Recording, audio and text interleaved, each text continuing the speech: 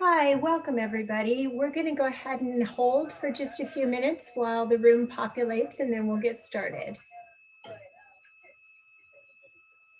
Carol, you said that if they raise their hand and we hover over them, they'll come to when they raise their hand, they go to the top of the list? That's correct. Okay.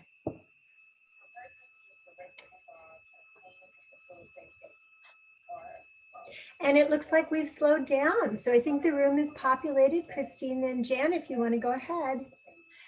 Thank you, Carol. Well, welcome everyone to the May meeting of the Equal Access Book Club. When the Guide to Assisting Students with Disabilities, Equal Access in Health Science and Professional Education was published in 2015, it really filled a gap for those of us involved with the education of students with disabilities in the health sciences. But since then, much more has been written about students with disabilities and accommodations. So we're so excited to bring you this book club that reviews the second edition. Today we'll be covering Chapter 5, Accommodations in Didactic, Lab, and Clinical Settings. And we want to thank all the authors of this chapter, including Jan Sarantino herself, who's with us today, Lisa Meeks, Neera Jain, Grace Clifford, Alicia Booth, and Jane Theofield Brown. So we are your moderators today, and we'd like to tell you a little bit about ourselves. So Christine, why don't you begin? Hi, everybody. I'm Christine Lowe. I'm a board member for the Coalition for Disability Access in Health Science Education, and I'm the Director of Disability Services at the Icahn School of Medicine at Mount Sinai in New York City. It's really a pleasure to be here with all of you this afternoon. And I'm Jan Sarantino, and I am the past president, past vice president-elect, past secretary, and past board member of the coalition. But now I am past president and no longer on the board. I retired in 2017 from the University of California, Irvine, where I was the director of disability services. And I've taken a part-time job at University of Colorado Anschutz School of Medicine and have had a wonderful time putting into practice some of the new things that we've been learning. This second edition of the book, Equal Access for Students with Disabilities, would not exist without the fantastic editors, Lisa Meeks, Neera Jain, and Elisa Laird. And there are so many others who have contributed to the book, and we're grateful to all the authors who are listed on this slide for their time and talents. And our National Book Club, it is co-sponsored by a number of people, and these individuals, it would not even be possible. So I want to personally thank AHEAD, the Association on Higher Education and Disability, for their assistance in the Zoom platform, which is completely invaluable. The Coalition, designated interpreters who are on today captioning our book club, and of course, Springer Publications, our publisher. We are so grateful for their support of this novel way to explore the second edition of Equal Access for Students with Disabilities. So some quick guidelines for today's book club discussion. As moderators, our roles are to post some questions based on the 5th chapter of the book, Accommodations, and to facilitate a discussion among all of you. Please be civil and respectful and encourage participation and support for each other as we navigate the multiple perspectives of our audience so we can learn from each other and grow as a community. The best way to engage in discussion on Zoom is by using the raise hand function. If you do that, we can then call on you and unmute you to speak. If you don't want to raise your hand, another option is to post a comment in the chat function. Questions to moderators can be placed in the Q&A feature. We would love to hear from as many of you who are comfortable joining in and sharing your thoughts, experiences, and wisdom.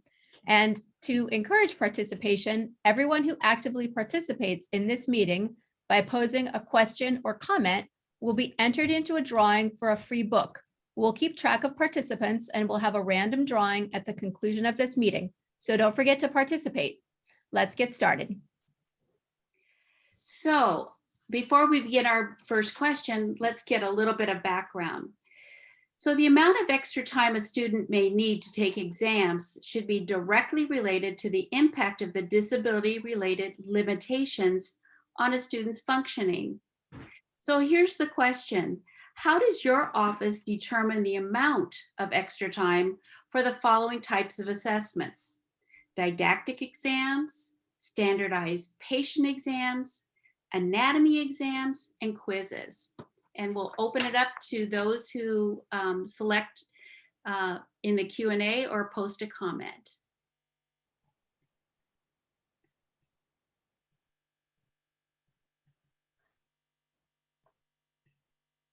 Christine, we have a lot of shy people today. We do. I know you guys are not all this quiet. Somebody just needs have to a raised jump start us hand. off. Okay, we have a raised hand.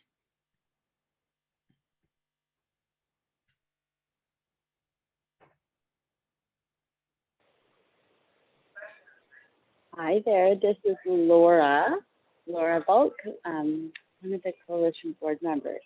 Are you able to hear me? We can hear you, Laura. Okay, great. I'm calling in, so I wasn't sure. So I think oftentimes it ends up being, we have kind of a standard 1.5 times for written exams. And then if someone seems to need more, then it's a conversation, which is problematic. And then we, for practical exams, such as an OSCE, we look at different components for different tasks and do kind of an activity analysis of the exam, and then determine extra time for specific components of those kinds of exams.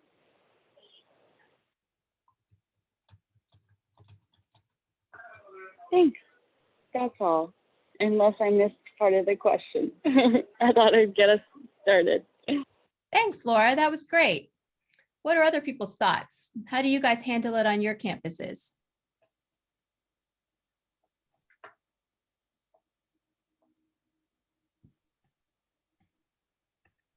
Hi, this is Cindy Poor-Parasol with Rutgers. What we do with the with all of them is take a look at what the impact of the disability is. Is there more than one disability impacting? What has worked for the student in the past? So looking at the student's input with exams that aren't didactic, we may work with the faculty or the clerkship directors to get their feedback into what is essential and what is not. And I have to admit, just about 5 minutes ago or 10 minutes ago, I finished reading the chapter. So I'll also input that from reading. If a student doesn't know what they need, we may take them into the sim lab to practice and figure out how much of an accommodation they need. What about anatomy exams? Those are quite different, especially when there's the entire class needs to rotate through and identify body parts.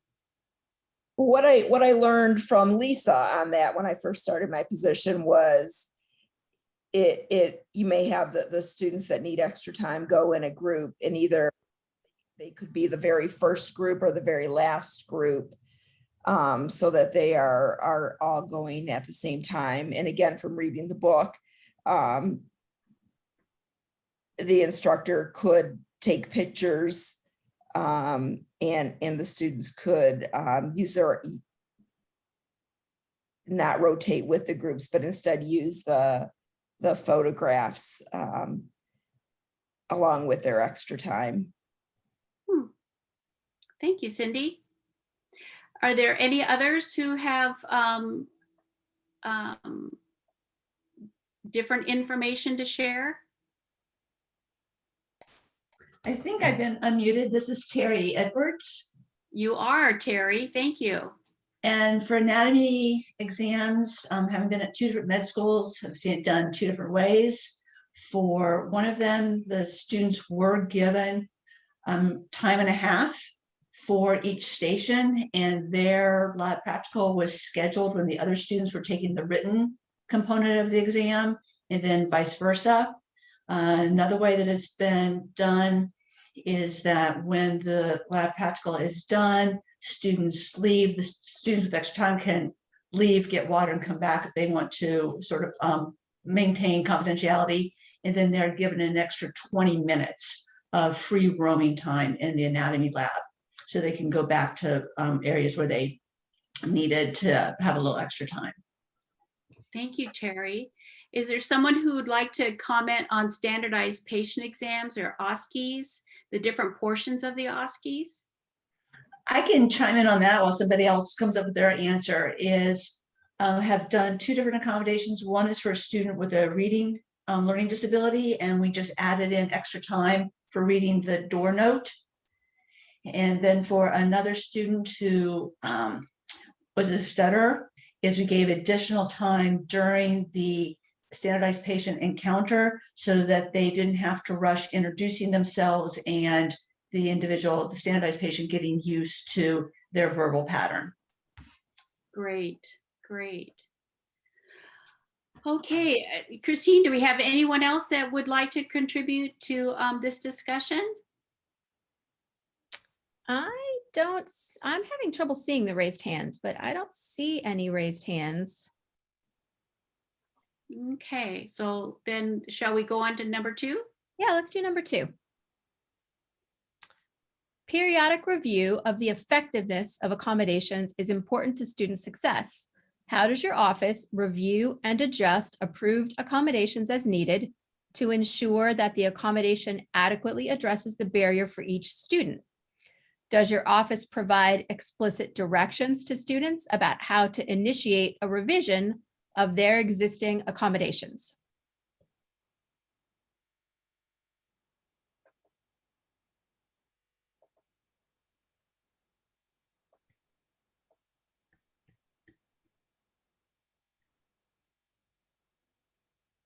Do you see raised hands? Not yet. I'm waiting for our attendees to get their name in with a question or comment so that they can have their name inserted in the random drawing for a copy of the book.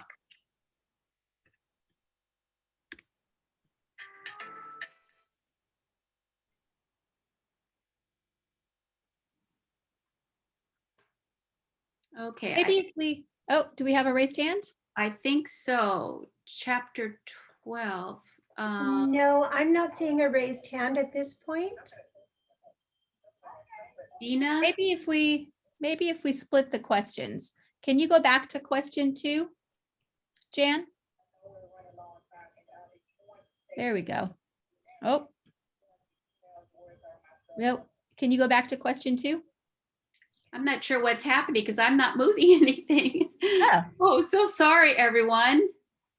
How does your office review and adjust approved accommodations as needed to ensure that the accommodation adequately addresses the barrier for each student?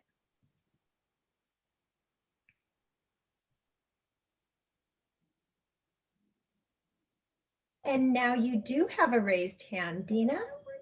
Hello. One of the things we do is, especially with things like OSCEs or other clinical settings, is we discuss with the either clerkship director or instructor for specific clinical settings or assessments like OSCEs, and discuss what is exactly appropriate for each setting. Because what might be appropriate in a clinic, a medical clinic setting may not be appropriate in a hospital, a ward setting, or even for an OSCE. So we do look at each specific clinical site, clinical setting to determine if the approved clinical accommodations are appropriate. Great. That was something that Cindy also brought up, was bringing in content experts to review accommodation plans. Yeah, so there's a lot of interaction, a lot of that interactive process that happens not only with the student, but also with the department and instructors. Great. Anybody else have thoughts about how you do this on your campus? Yes, I've just unmuted our phone-in caller. Lisa.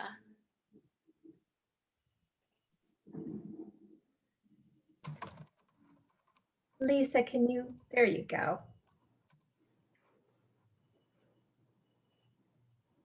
Oh, I see.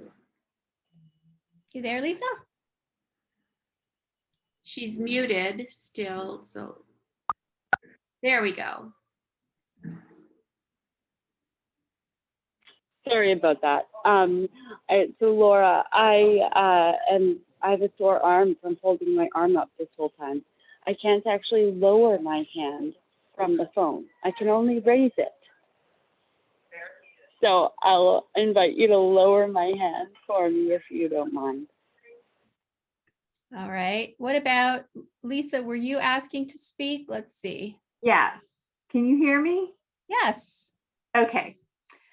Well, I was going to say, students on our campus, DRC students on our campus, often approach me about wanting to review their accommodations, and maybe either because of a new diagnosis or maybe a change in their current disability, that they would want to come and speak to me about the new barriers or kind of heightened barriers that they're experiencing. And so we may review, and I may determine different accommodations for them. Great. Lisa, kind of- yeah, can I ask you a little bit more? Who are going on? Sure. Meaning, So when you initially meet with students, do you discuss with them the various parts of their program at that initial meeting? Or do students come to you as the different portions of the program change, from didactic to lab to clinical simulations, that type of thing? so both really. So in the initial, I would call it the initial or the intake meeting, if you will, I'll talk to them about their program, where it generally is characterized by didactic learning versus when they're in their clinical aspects. And different programs have, some programs have clinical components each summer of their program. Some are just in the third year, some are just in the fourth year.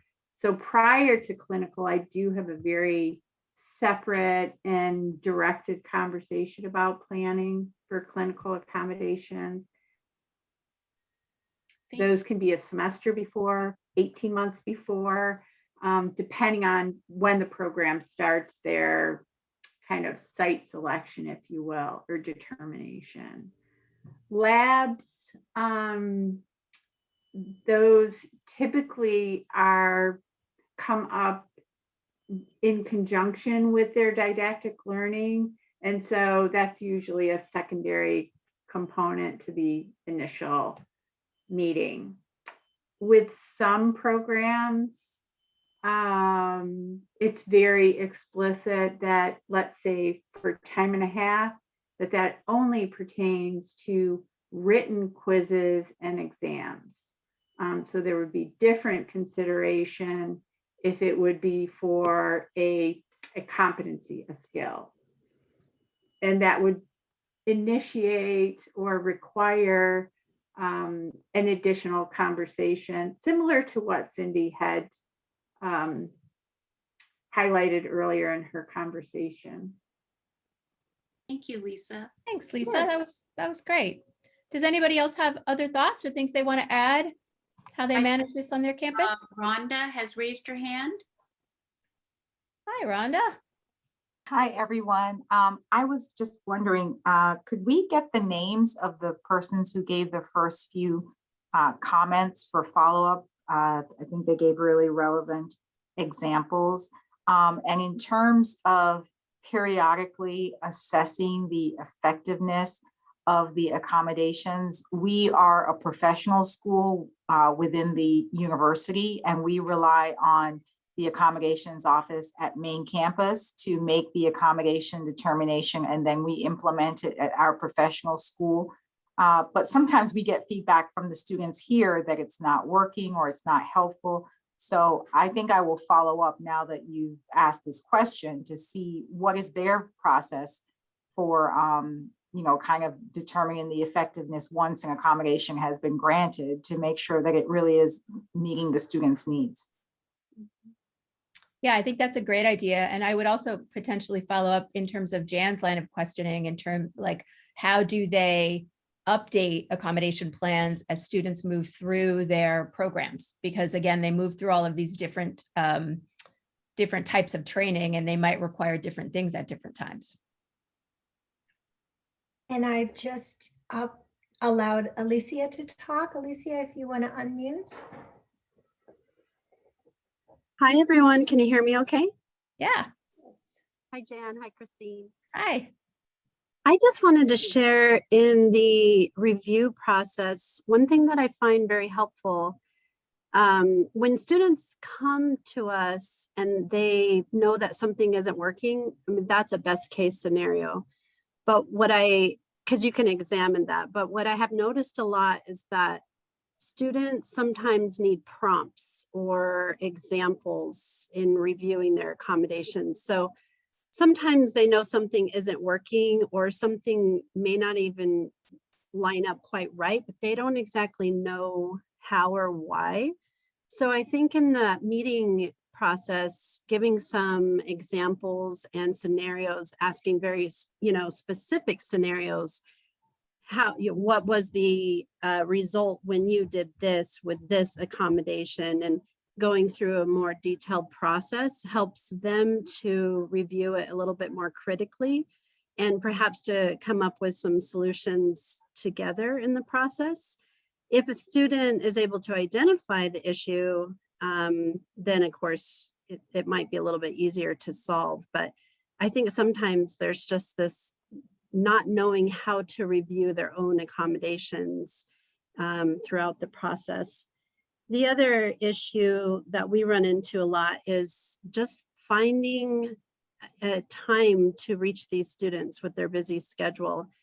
And that seems to be really the biggest issue. They may have identified a problem, but figuring out where to put that in between on-call shifts and clinical hours and tests and all those things, all those barriers. So really being creative, it could just be texting or WhatsApping or short little check-ins. I find that to be a little bit more effective than let's call a meeting and have a 1-hour conversation, which seems to really put medical students in a tailspin, if you will. There's how can I have 1 hour extra this week to do that? And a question that I have for other people, something I've always wondered about, is how much feedback do you ask from clerkship directors or preceptors that you work with, perhaps after a rotation is finished? Has anyone ever had experience asking the site how effective some of those accommodations were? I know that could be a little bit more tricky in terms of asking those direct conversations, but I'm always curious what the preceptor's experience is in the process as well. Those are good thoughts. And usually, I know, at least in my experience, I don't really have much contact with preceptors. It's the clinical directors and the site directors who communicate back to us how something is going or not going. So, but Yeah, Dina raised her hand again. I'm not sure if that was in error or if she wanted to add something to this conversation. And I don't see Dina, so should we move along, Christine? Hello, sorry, I was not able to There she is. unmute. I wasn't. There she is. I was not invited to unmute. Well, I don't have an answer to Alicia's question because we have not had conversations with preceptors like that, but we have gone back and spoken directly with instructors, usually when we're talking about another student or another class, another clinical setting for a student. We'll ask how it went in the previous one, but so those conversations sort of happen naturally, but they're not specifically planned. But what my comment is that one of the other things that we let students and all of the programs know, and I know everyone here knows this, but oftentimes the programs don't realize it, is that the clinical accommodations cannot change the clinical requirements in any way. For example, I just recently had this conversation. If a student has 50% additional absences and it's deemed to be appropriate in the clinical setting, that doesn't mean that they get to reduce the required clinical hours.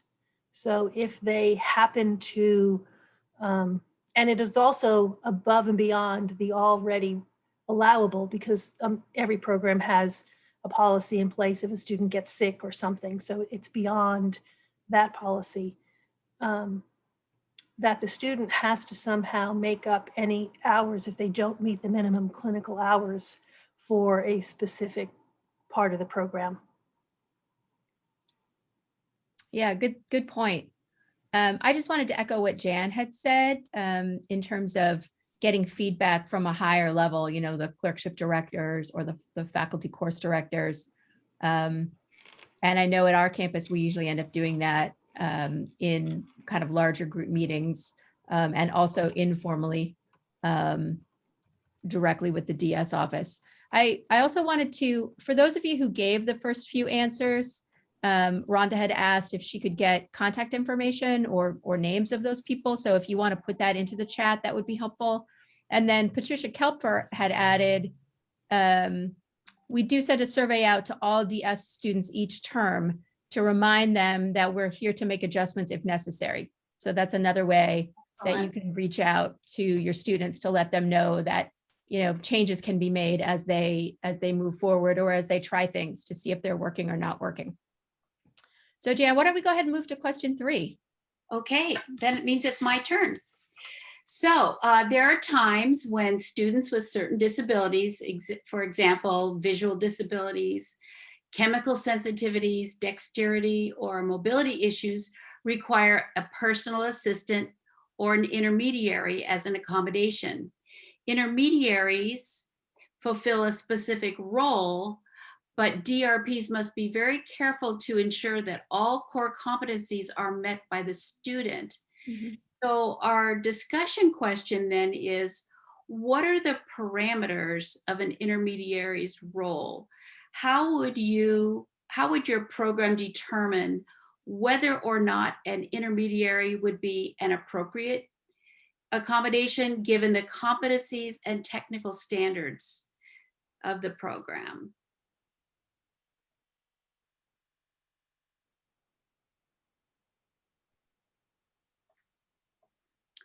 And with Caitlin Martin has raised her hand. There she is. And if she will unmute, there she goes. Hi.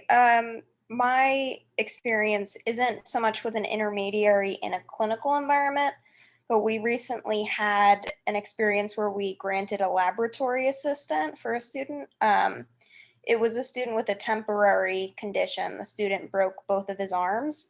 So we had to hire another student to be his lab assistant. So we ended up hiring someone who worked as a tutor in the tutoring department so that they were familiar with the terminology.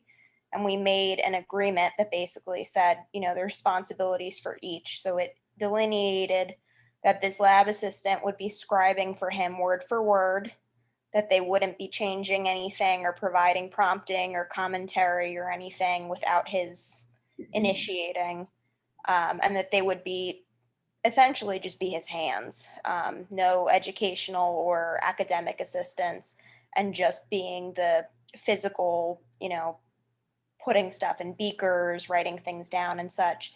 And it worked out pretty well. It was our first experience doing this, so it was, trial and error, but it worked out fine. That's a great example, Caitlin. Thank you. How about others?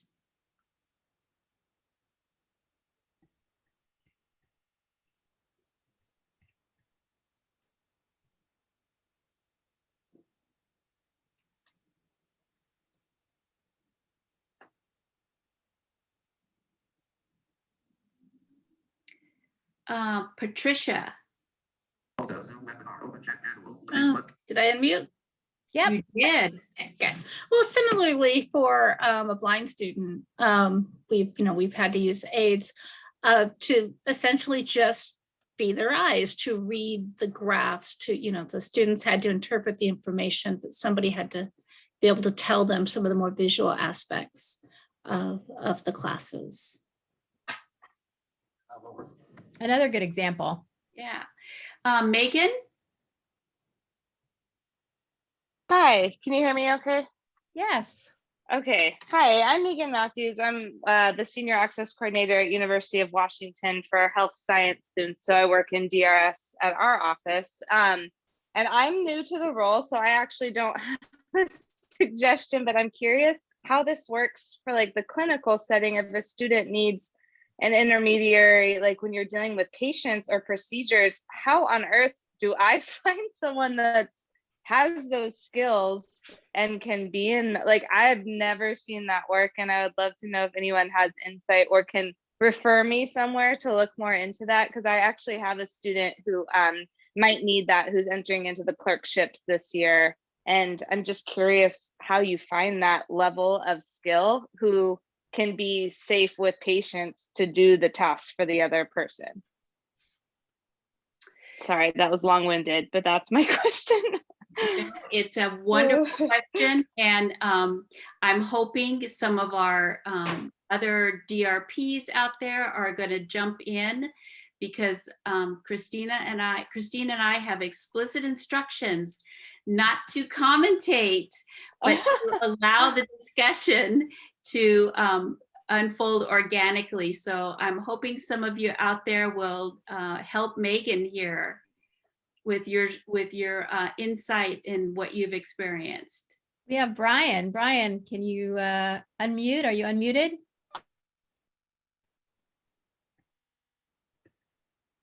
Okay, am I unmuted now? Yes. Okay, very good. So I don't have an answer to Megan's question, but I wanted to drive a bit of a distinction. For students that we're working with in laboratories, so people that might be pre-health sciences, we've actually used the terminology in-class academic aid, because that drives a distinction that this person is working solely in an academic setting and solely to aid an individual, so it's not confused with a PA. Though I do think it's a real challenge if you're trying to figure out what is the role and scope of an intermediary, and I'd love to hear some answers about that myself. But one of the things when we're looking for somebody who has the appropriate skill, it would be a student who has previously taken the course, somebody who is in a GA, TA, or assistant level role, or could you bring in a health science professional either from somewhere in your university or from an outside agency and give them some training about what you expect them to do in the role. And really what you're trying to do is to make sure that they have enough knowledge so that they can follow the prompts and not be an additional barrier. But beyond that, I don't have much help to give. And I saw someone else. Jacqueline? Jacqueline, okay.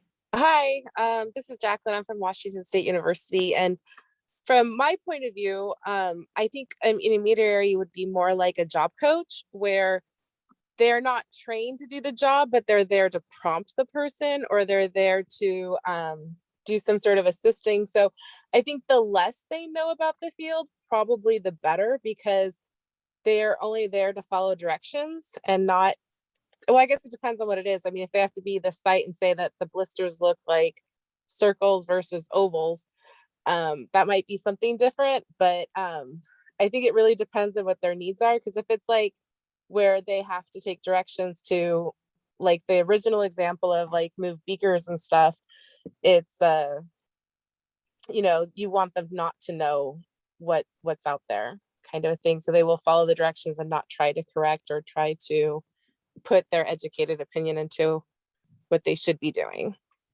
But I think it just depends on what the needs are of the person. Thank you. What about when somebody has to work with a patient? What tasks? I think it depends on what tasks they need to do, though. Like what task does it need to, that they need the intermediary for? Like, is it because they're blind and they can't see the blisters and they cannot distinguish if it's an oval versus a circle? Or like lifting, positioning, it could be any of those things. Well, Doing then you would, physical, a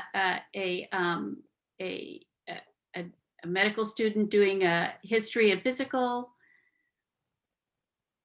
Or a specific part of an exam, you know, like an ear exam, or, you know, examining the throat.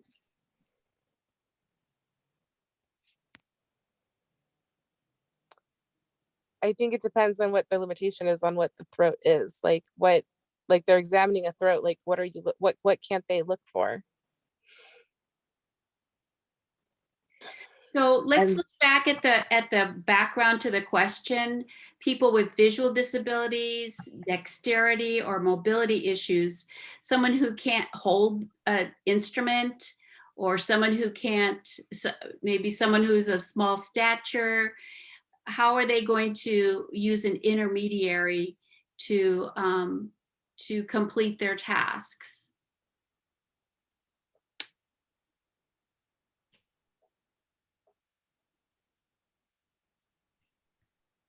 Is this Alicia? Yes, I'm back again. Hi, Alicia. I don't have as much experience working with blindness, although I have witnessed it and I have seen different approaches.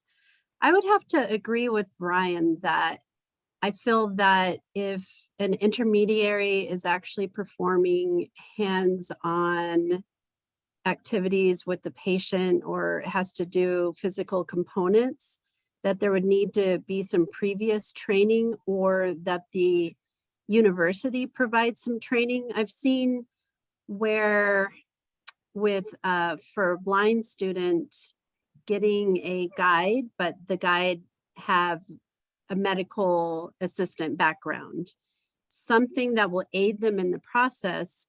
And like with most intermediaries, training them on what to do and what not to do. So they, even though they could perform all those tasks with the patient, they know that there's limitations in terms of the, or I shouldn't say limitations, there's certain expectations of what they can do for the student so that the student can fulfill that learning process. So, you know, it's very much a conversation between the intermediary and the student on every single role. In my experience, it doesn't go perfectly in the first patient encounter. You usually have to leave that patient encounter and say, you know, this is how I felt that experience went, and how did you feel that experience went? I feel maybe I crossed the boundary there, or maybe I didn't do enough. And it is a conversation in the process. As a sign language interpreter and working with sign language interpreters as an intermediary, we have governing bodies that help us provide us guidelines to know where we should step in and where we should step out. So in a way, everyone is safeguarded because we know our limitations in, you know, where we should be providing extra language support versus, you know, providing too much language support. So perhaps a conversation and maybe even some written guidelines about what is appropriate. And that might be developed throughout the process, not all in the beginning. So I'm going to refer everyone back to the chapter 5, and starting on page 130, where the section on intermediaries begins. And so I think that for a lot of you that have questions about it or haven't experienced intermediaries before, that those couple of pages will hopefully help quite a bit. The training does need to happen by the disability professional, and in training the intermediary to know what they are allowed to do and what especially what they're not allowed to do. It can't be up to the student in the clinical setting to start explaining things. So because they're doing their own role in directing the student, directing the intermediary. So I really would like to refer you back to that section, because there's a lot of good information there in that chapter, in chapter 5. Anyone else would like to contribute to this question before we move on? Okay, Christine, I'm going to turn it over to you for question 4. All right. So what are some types of accommodations used by students in clinical sites? Has your program implemented any of them in the past? What about placement into a particular clinical site as an accommodation? Has your program done this for any students with disabilities? And lastly, what are some barriers to implementing these accommodations in your program? How might these be addressed? So a few questions in there, take your pick.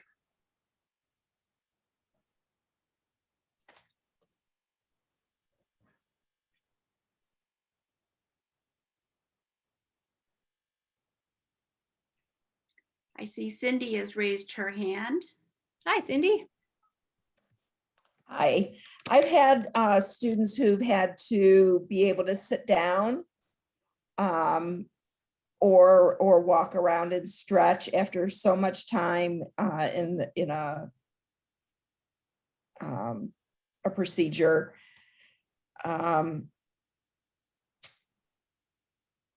And we've also had students that needed to be close to their sites or close to their where they were receiving medical infusions, right? A student was getting infusions, so she had to be near that area. Her provider.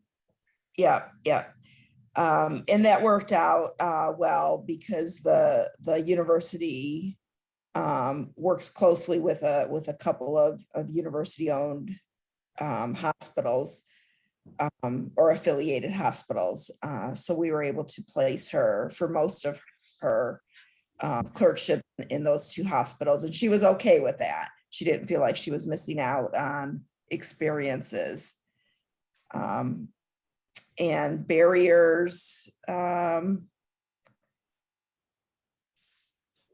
there could be barriers if there weren't hospitals that we worked with that were near her placement, or if there was an issue with getting a variety of experiences that students get by going to different settings.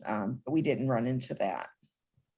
Cindy, I'm curious, how far in advance at Rutgers do the site directors or the clinical directors schedule the rotations or the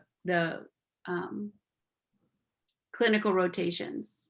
How far in advance? I'm really not sure. I don't know.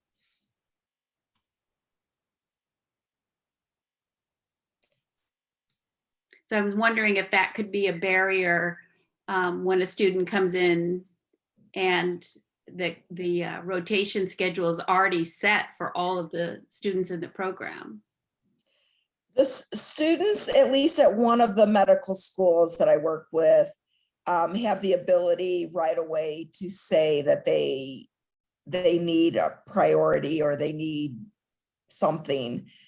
So they are notated right away that they're going to be connecting with my office. And I think we had another raised hand. There she is, Dina. Hi, this is Dina again. One of the barriers I find is we have a number of new health science programs. So I have not worked with students going through clinical accommodations in this particular setting. And the student, well, any program, the student doesn't know what to expect because they've never been through this clinical setting either. So sometimes just having those initial conversations can be challenging because they don't know what to expect. So sometimes they're just very nervous about it and it really is going to be fine. So again, that requires a lot of dialogue, which they all do, but especially with new programs, it requires a lot of dialogue with the program in order to make sure that any potential barriers are foreseen and help to be removed. But in terms of clinical sites, sometimes the student or the program don't get the schedule. They know where they're going, but they don't get the times that they're going to be there until a few days before. So that doesn't leave a lot of time to work in any accommodations if a student has some time needs. So that can be a barrier as well. Yeah, absolutely. I think all of these things are potentially impacted by COVID as well, in terms of altering timelines and schedules and availability of clinical placement sites and all kinds of things. What are other Your people's? program has been using telemedicine for some of the clinical hour requirements?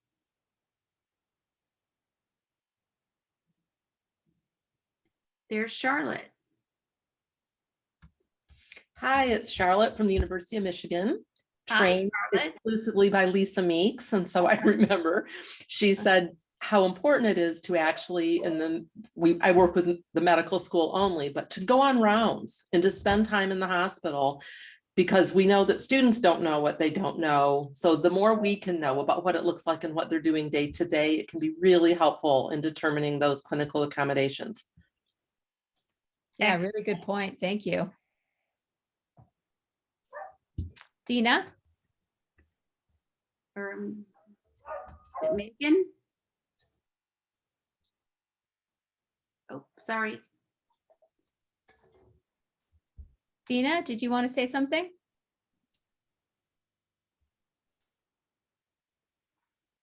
I saw Megan raise her hand. I'm seeing Lisa's hand up, and Lisa, you should be able to speak. I'm also seeing Charlotte's hand up, and Charlotte, I believe you also should be able to speak. Hi, this is Lisa from the University of Florida. I wanted to offer some other examples. Very recently worked with a student that one of her clinical accommodations was the use of an assistive listening device that could also include the use of a FM system and live captioning services that were needed to be coordinated through for certain presentations and used also a captioned telephone system for their needs as a more nuanced accommodation for a clinical site. Great examples.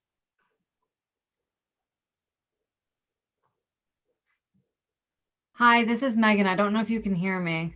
Yep, we can hear you. Okay. This is Megan from New York Medical College. One of the things we do, especially for like our DPT program, we know in advance of where they're going to be. One of the accommodations is doing a pre-orientation a couple of weeks prior so that the student can go in, meet, their site coordinator, and have conversations ahead of time so we know in advance of what their needs will be, get a lay of the land, obviously depending on their, their accommodations and their disability or their diagnosis. Great idea.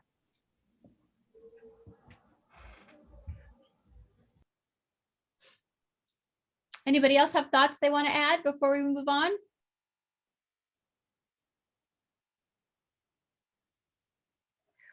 One thing that Dina also added in the Q&A was that COVID has made it impossible to see the clinical settings.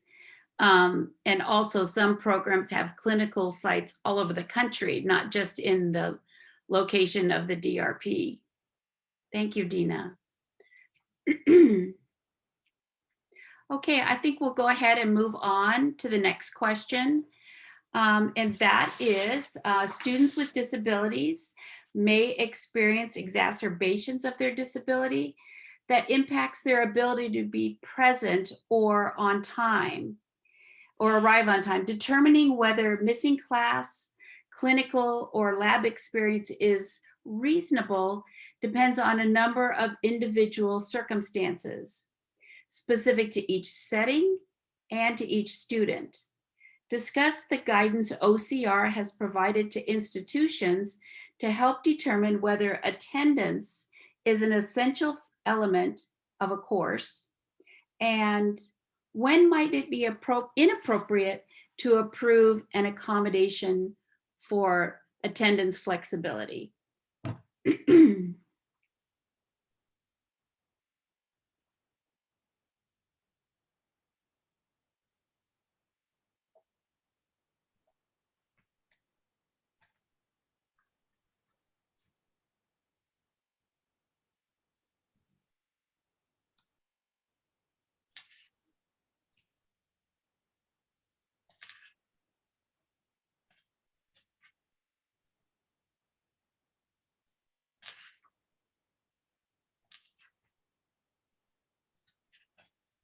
I think we've stumped them, Jan.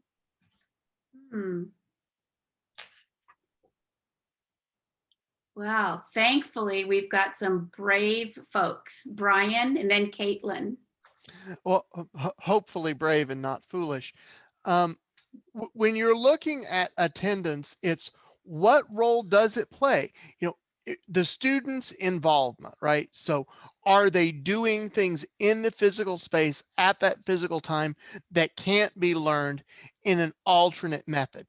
So the example that we put on our main campus, we've been having lots of discussions about the appropriateness of attendance and on-ground attendance and remote attendance. And one of the things is, right, if it is a traditional didactic learning environment where the information is just being heard and then being tested on, then there probably can be some attendance flexibility because there are other ways to get that information and still learn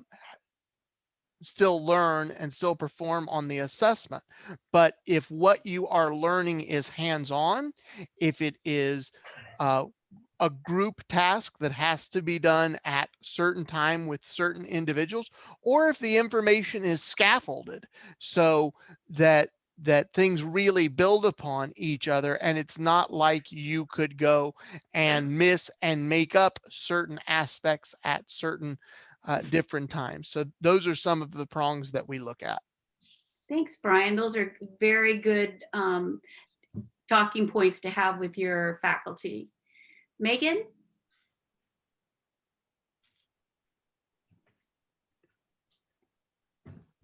I'm not Megan, I'm Caitlin, but I'm Caitlin, sorry. Oh, you're fine. All my M's mixed up. I agree with everything Brian said. When we provide this accommodation, we do it on a case-by-case and course-by-course basis. If my understanding of the OCR guidance is correct, we've moved away from having students negotiate that process because of the power imbalance. So my office always negotiates anything course by course, and we'll push back if a faculty member says, we don't allow for absences, and we'll really look at, well, is it really necessary to be physically present? And usually if it's like a lecture class, it's a lot more flexible than, a lab or a clinical environment. We really can't provide a whole lot of flexibility in terms of clinical environments just because of the accreditation requirements and just the amount of time that they need to be in the clinical environment. I think that's a great separation and, again, good talking points for everybody to be thoughtful about and to have with their faculty, and just to be, a little bit prepared when you go in to speak to the faculty and have this discussion. I'm wondering how some of you have experienced absence flexibility requests in light of COVID and students attending remotely and many classes being recorded for students.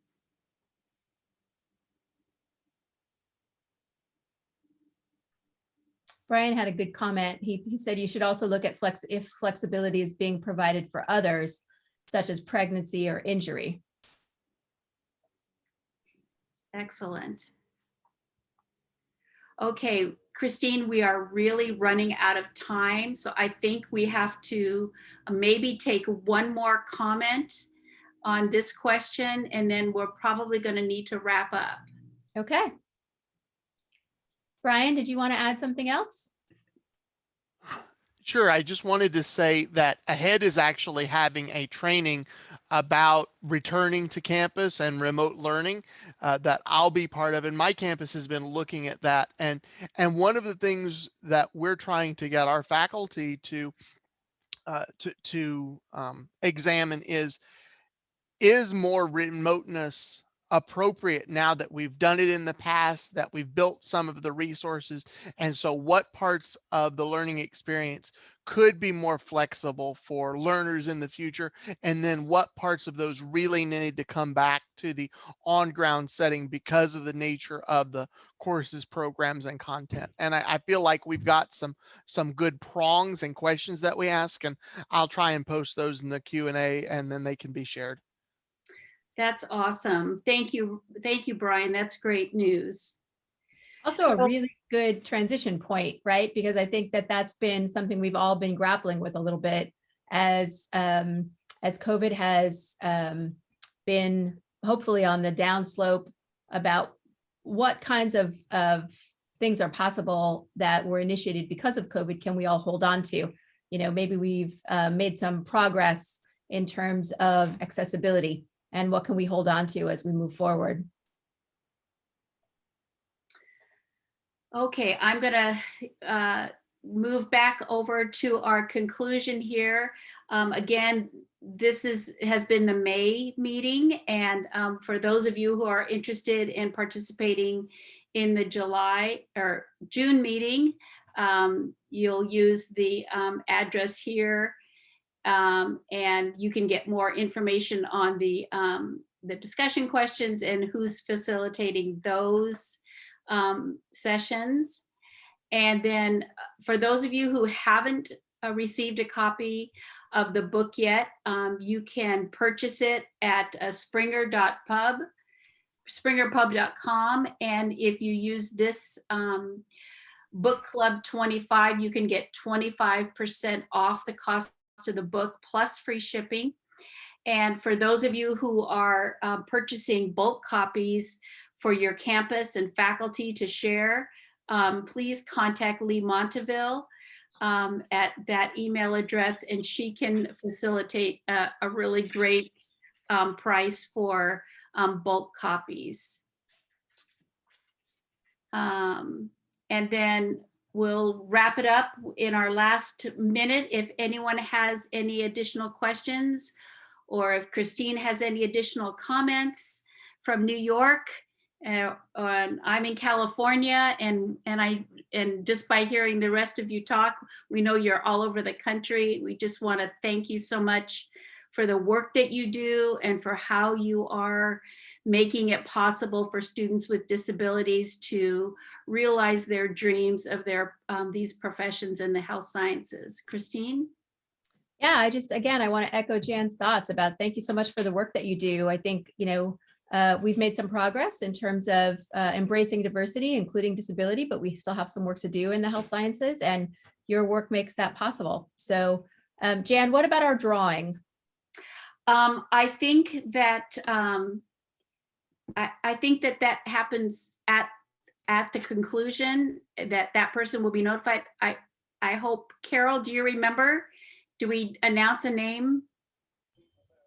I don't know, Jan. I'm so sorry. We I can think grab the list of people who attended, I'm pretty sure. you did. We can. Okay, we'll get that, and I think we'll have Lisa Meeks, Dr. Lisa Meeks, randomly select a name and get that book out to you. She'll be contacting you via email because we have your names in the registration, and find out who is the recipient of this wonderful, wonderful book. Yes, Very Charlotte, thick. Charlotte the previous agrees that it's going to be drawn at the conclusion of the book club series. Okay. Okay. All right. Thank you, everyone, for joining us, and we'll see you next time. See you next month.